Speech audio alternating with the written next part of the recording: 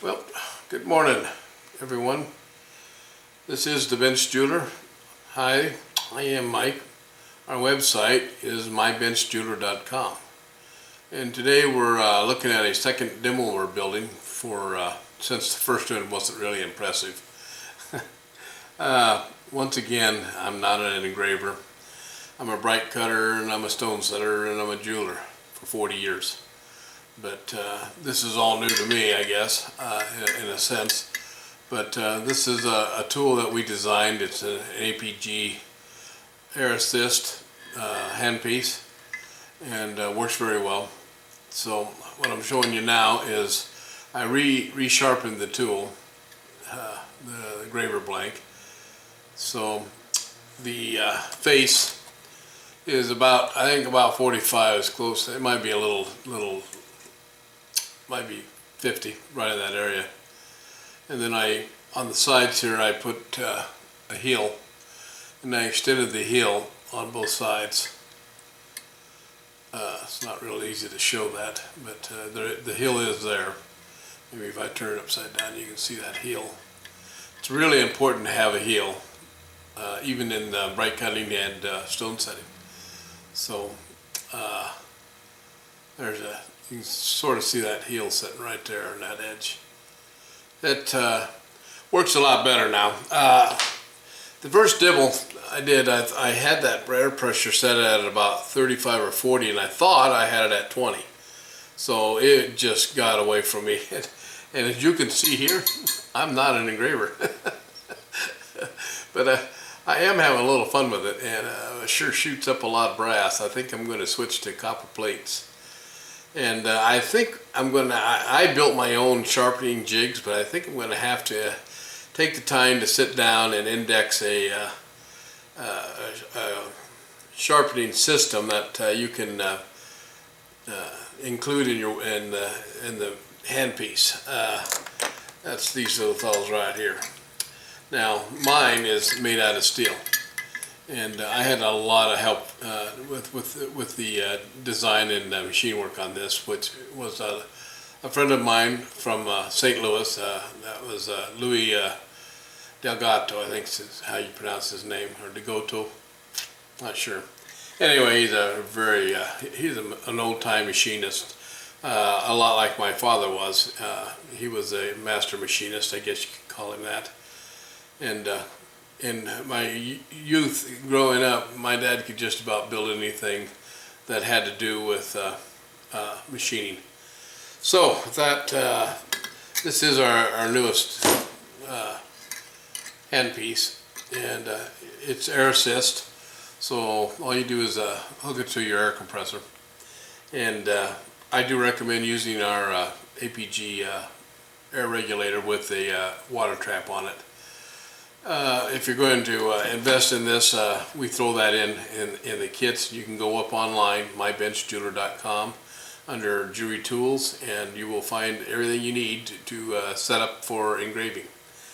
Now, that being said, I still believe that engraving, jewelry designing, jewelry work, clock work, pocket watch work is still a valuable asset to anybody who wants to learn, and you add that to your repertoire of skills. The reason for learning this is that you never know when you're not going to be able to work, and sitting at home knocking out jewelry, fixing pocket watches for customers, or especially grandfather clocks and clocks, a wonderful trade to get into, and I'm trying to teach so you don't have to spend thousands of dollars going to school to learn it. I think we're doing pretty well. We've got over 1,000 customers, or 1,000 subscribers, so we must be doing something right. In the jewelry industry, I'm building kits, and I know we've been mentioning this, and I still haven't got them completed yet, but we have to try every piece and everything to be sure it all works before we put the kit out. I spent 2 years building this oil kit for the clocks, and it works absolutely perfect if you follow the videos. And I have a slug of videos on there. So, and then if you have problems, don't hesitate. go ahead and send us a question, and we'll answer it. And we get about quite a, I don't even know how many we get, but the girls will, if they can't answer it, they will come to me, and I will exactly tell you what to do. And usually it works. So let's see. In the demo the other day, like I said, I had the regulator way too powerful, and it was just plain getting away from me, and it was floating out of the metal or sticking down too deep. And there is a happy medium with your gravers. Your blank has to be, the graver blank has to be sharpened properly, or it just flat won't work. You'll spend hours learning how to do that. So I'm thinking how to build a tin plate that can assist you, that I can throw in the kit, but that's a ways off. So I should have probably even mentioned it. So, but I still have trouble on the curve with this, because I haven't learned to keep that in the graver blank straight and level as I push, or let the machine push. I learned you know, I still don't have a regulator on mine, and another gentleman mentioned putting a needle valve on it to fine tune it, and that might not be a bad idea. So I think I'll invest in one and hook that along with the rest of it, and maybe I can fine tune the because this graver has a tremendous amount of impact. So I mean, it gets away from you fast, but it's nice to have the power. I don't know that you need all the power or not, but it's nice to have. So these are APGs, handpiece assist, and so I'm scared to death to say what it is, because there's so many trademarks out there, you get yourself in a lot of trouble. I did. Well, I tell you, and it was unintentional. So. All right, so I've reduced the power on the compressor. I've got it down to about 16 or 17 pounds. If you go down much lower than that, then it doesn't want to work right. It wants to stall out on you. So you got to have at least about, I'm thinking 16 to 18 pounds works pretty good. If you want a little more than that, I think a needle valve coming off the regulator going to your handpiece would be a real nice added benefit. So like I said, I'm going to look into that. Now I just ground these angles on here just to reduce the overall face of the graver, so that I don't have to fight resharpening it all the time. That's a trick I learned 25 years ago. And putting the heel on your graver helps too, because it allows you to come up a little higher with the graver, and being able to still make your cuts.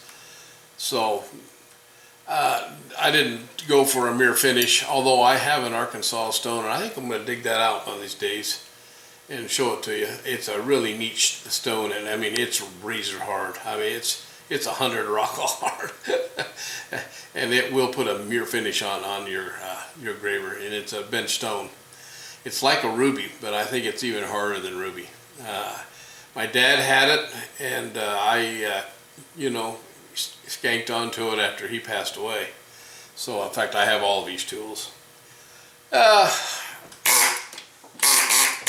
makes a lot of noise, so let's go ahead and just see if I can cut a couple. Got my foot all over the darn cable. Let's just see if we can, I don't know that I can do this and watch it on the monitor or not, but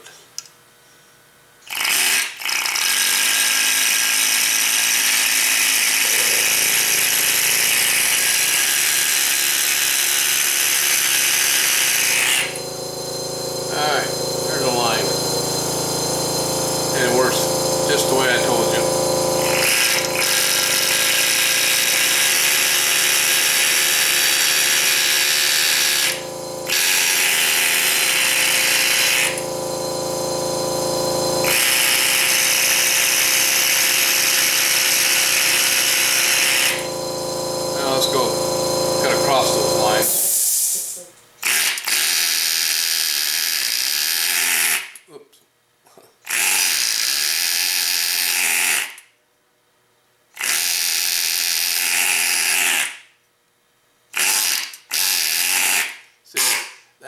the bad thing.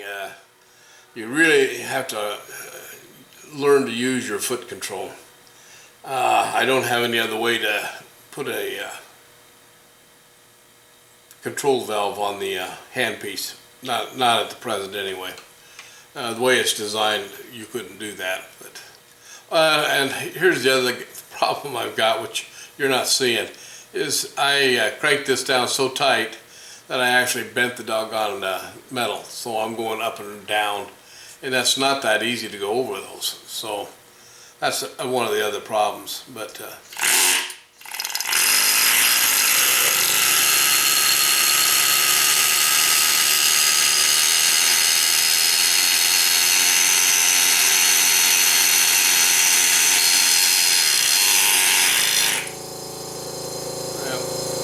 get the idea there on this demo. It's working far better. This is a really nice tool for the money. You definitely are going to have to practice if you've never done engraving. And the whole idea behind what we're doing is trying to get people interested in the engraving business and the jewelry business, and being able to do that at a cost that they can afford. Engraving knife handles and pocket watches and jewelry, if you become good enough, is well worth the rewards that they will be happy to give you. I'm not going to get into the money end of it because I don't know it for sure. I do know that when I do bright cutting and leaf shapes and stuff like that, I have no problem getting $60–70 for a small little silver pendant. And we used to sell, you know, in the store. Well, we're pretty much all online right now. Due to the COVID-19, I don't want my employees to get sick. I don't want to have them in contact with that nasty COVID-19. And I don't need it myself. I'm getting up to the age where I really don't need to get sick. I hate it when I'm sick. So, and you know, a nasty cold just drives you nuts. So I was trying to do some scroll work over here, and I just dug into that, and I finally figured out I don't think I had the heels right. And I think I had one heel just a little bit deeper than the other heel, and so when you're doing that, you want to understand what a heel is and how it works. They have to be parallel to each other, and then you can do a nice straight line. And I am having fun, by the way, learning this, but I don't know that I have the time to invest to become good at it.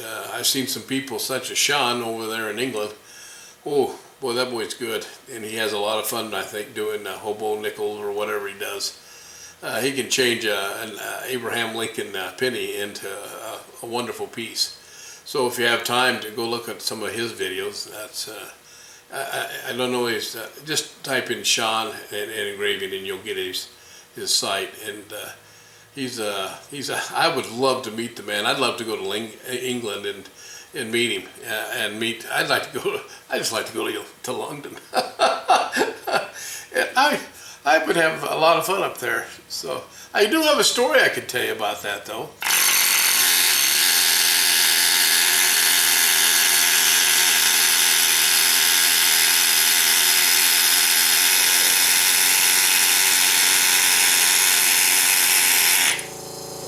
Now, if you don't think this works, that works, and does a beautiful job. Now I'm honest. I'm cutting straight lines because I tend to dig the engraver to an angle when I'm trying to go making a C, and it's not doing very well, or your backbone when you're drawing. But the deal is that years ago, and I was probably in my late 50s, maybe middle 50s, there was an ad in a jeweler's magazine, Jeweler's Circle Keystone. And that's a magazine that or a book actually, that we subscribed to for years. And American Silversmiths, that was another one we were members of. The ad article said, in need of a master clockmaker to take care of the Queen's of England clocks. And I'm sure there are hundreds and hundreds of clocks. clockmaker will be a machinist and must be able to build and make parts for all styles and different clocks. So I thought about applying for that job. When I go to England, I think that's tax-free. I'm not real sure. Maybe somebody knows. But I thought about it, and then I thought, well, I have 2 boys and I have 4 grandkids, and I just, you know what, life's too short to lose so much with the growing of the kids. So I never did apply for it. Now I probably wouldn't have got it anyway, but believe it or not, that was in an article in one of the magazines that the royal family was looking for a clockmaker to assist in winding the clocks and repairing the clocks and building parts and so forth. So it would fit right down my repertoire of skills, but unfortunately England's a long ways away, and I think they were offering to put you up the whole works. Well, it would have been a nice job, wouldn't it, for, you know, even if it was just for 5 years. But anyway, that was the story I thought I'd give you. I'm going to make a couple more cuts here with APG pneumatic engraver. I'm calling it an engraver, so bear with me here. But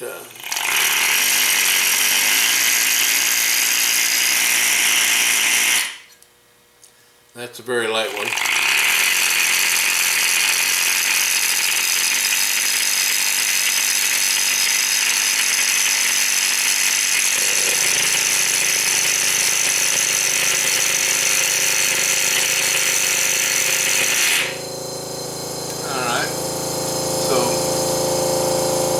Good at C's.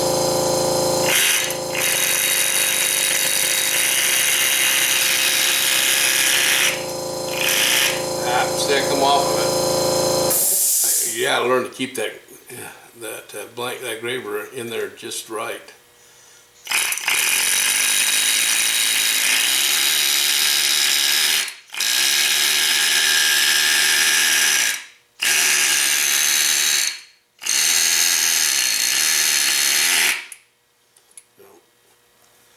I hope this shows you that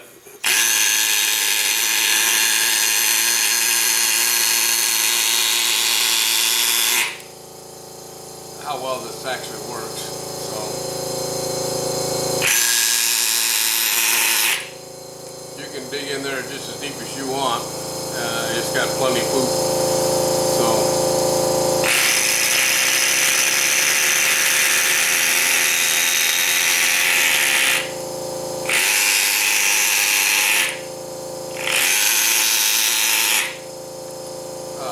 this video is a little smoother than that last one. So I know I ratchet a little bit too much, but it is fun. And like I said, I'm trying to teach the jewelry business and the clock business. I'm really focused on the two, and I've always wanted to learn engraving, but just didn't have the time for it. Years ago, when I went to Arizona, Tucson, Arizona, for the jewelry convention there, Stellar's was there, and Rio Grande was there. Oh, it was just a slug of them. And I picked up the first pneumatic engraver that I'd ever held in my hand there, and it was a pulse engraver, and it was really an interesting tool, but there were about 500 people who all wanted to try it, so I only had about 10 or 15 seconds to give it a couple whips. But I was hooked on it ever since then. I just, you know, time gets away from you, and sadly it got away from me. So, but our school is going to be open here in September, and hopefully it's going to be open. We've installed plastic shields on our benches, so because our benches are 8 feet long and there's 4 feet between them, so we put a plastic shield in there to just in case. And we don't have a problem with masks. We're going to provide a box of masks, but it starts, I think, September 18th, and you get three lessons, and they're 5 hours long. So you get 3 days, and of course we have makeup days too. So, but that's to get you started in the jewelry business, and then your little kits that you get with at the end of that allows you to make I think 6 or 7 different little projects that easily can go on Etsy and Facebook exchange there. You can go to eBay, you can go to Amazon, you can go to even Walmart, and get your jewelry put on online, and it will sell, and it will pay for the course that you take. So I'll go ahead and end this video now, and that you know, the things I do. But God bless everybody, you know what, and be safe, take care, and let's get this nation back on its feet. So the Bench Jeweler saying goodbye, and hope you enjoy this next video.